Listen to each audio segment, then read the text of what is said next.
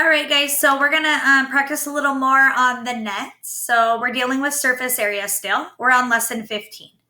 It says, let's draw nets and find the surface area of polyhedra. So this is just you listening. It says the surface area of a polyhedron is the sum of all the areas of the faces. So we have talked about this multiple times. Because a net shows us all the faces, it can help us find the surface area. So the first way that you learned was right there, right? It was 3D, and then we found the faces of the area of all the faces. Now, the next way you learned was the one that you see right here, right? And that's this on the left, and all that is it's flattened, right? And then we would find the surface area of every single one of these, and that would give us the total area for the whole thing, okay? So it says a square pyramid has a square and 4 triangles for its faces. Its surface area is the sum of the areas of the base and the triangles. So what would happen is we would first do the base, which is 6 by 6. And then we would do the triangles, which was 5 by 6. And then we divide it by 2. But there are 4 of those. So we would take that sum and the 36, and we would add them. And if you were getting the surface area of this figure here, the answer would be the 96. And we have already gone over this, but we're going to keep practicing today, and hopefully it makes you a lot better. So we're building prisms and pyramids. You're on lesson 15.2, page 95. Okay, so on page 95, it tells you that your teacher is going to give you all of these different things. And we're not in the classroom, so what I did is I just took one of them, and you're going to find the surface area with me just over this slide. So one of the ones that you could have gotten if you were in class was figure A. So we're just going to find A. So what polyhedron do you have? So on page 95, on number 1, you are going to write rectangular prism. That is our shape of what we have in front of us. Now, number 2 and 3, you are not going to do because I would give you graph paper and we would do this as a group and do a bunch of other things. So I'm trying to make it very simple. But if you were to make a net for figure A, that is what it would look like. Okay, so notice that there are 6 sides. There's 1, 2, 3, 4, 5, 6, right? So there are still 6 faces. Now what I did is I labeled it. So now what I did is with it being flat, I labeled all the sides. So take note of this 10 and this 8. That's this 10 and this 8, right? And then notice this 8 and this 5.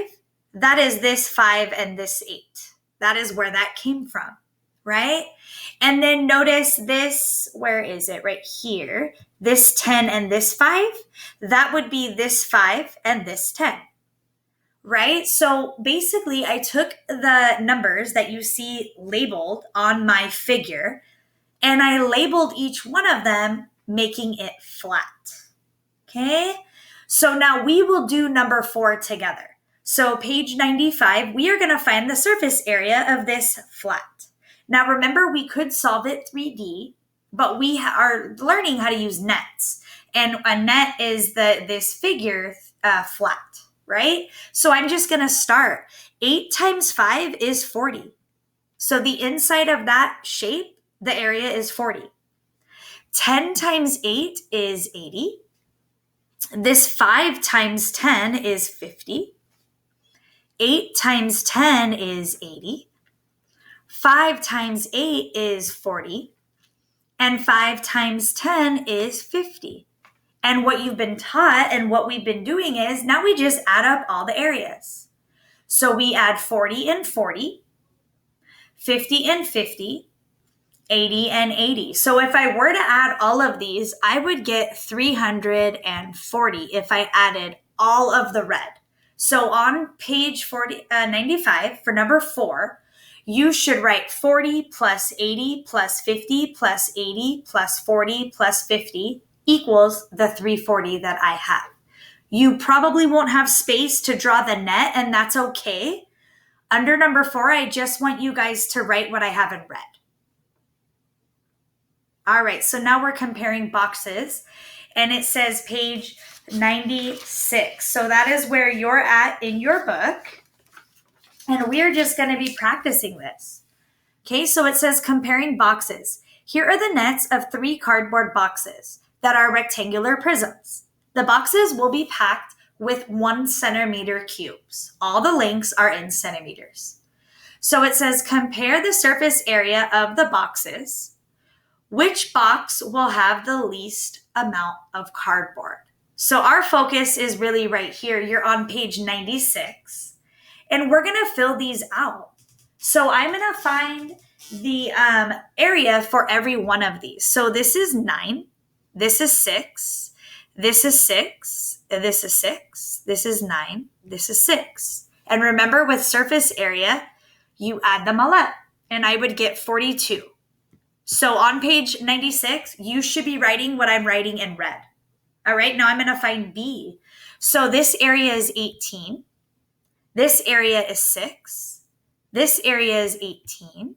This is 6. This is 3. And this is 3. Now, if I were to add all of those up, I would get 54. Okay, now for C, that's kind of easy. All of these are 9. Well, remember that the rectangular prisms all have 6 faces. So 9 times 6 is the 54.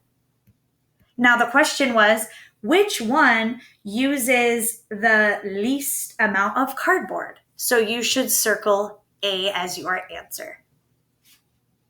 Okay, so you're going to join the meet, and we're going to work on all of these with our practice.